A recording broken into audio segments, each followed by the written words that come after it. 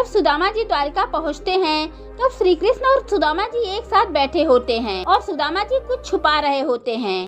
तब भगवान श्री कृष्ण उनसे पूछते हैं कि क्या छुपा रहे हो। तब सुदामा ने कहा, कुछ नहीं कान्हा, कुछ नहीं। तब श्री कृष्ण जी कहते हैं, झूठ, क्या छुपाए हो उस लाल पोटली में। ये सब रुक्मिणी जी देख रही होती हैं। तब सुदामा कुछ सोचने लगते हैं। आते समय उनकी पत्नी ने पोटली में थोड़ी सी धान की लैया बांधी थी। तभी श्री कृष्ण बोलते हैं कि अब बता भी दो। फिर सुदामा जी खड़े होते हुए और पोटली को छुपाते हुए बोलते हैं कि कुछ नहीं कान्हा, कुछ नहीं, कुछ विशेष नहीं है। तब श्री कृष्ण कहते हैं, विशेष नहीं है तो फिर क्यों इतनी यातना के साथ उस पोटली को अपने बगल में दबाए रखे हो। तब सुदामा जी कहते हैं, नहीं नहीं कान्हा, कुछ नहीं है।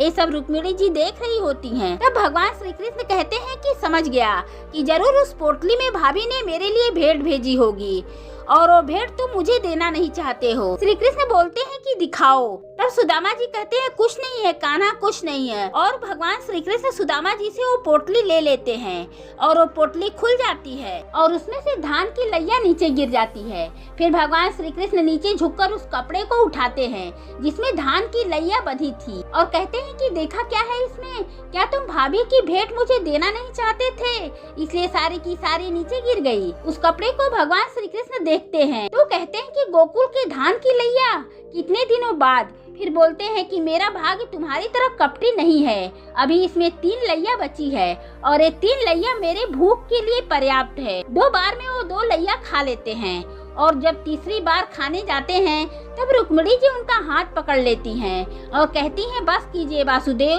भोजन बनाने में मैंने भी परिश्रम किया है, उसका भी मान रखिए। फिर श्री कृष्ण बोलते हैं कि इस धान की लैया से मुझे प्रेम है और एक ही दाने में मेरा पेट भर गया और शेष तो स्वाद के लिए था। फिर सुदामा जी कहते हैं कि तुम सच में नहीं बदले कान्हा। फिर भगवान श्री कृष्ण बोलते हैं कि रुक्मिणी, ये मेरा कपटी दोस्त सुदामा है। आज जो कपट मेरे मित्र सुदामा ने किया है वैसा कपट ये बालपन में किया करता था।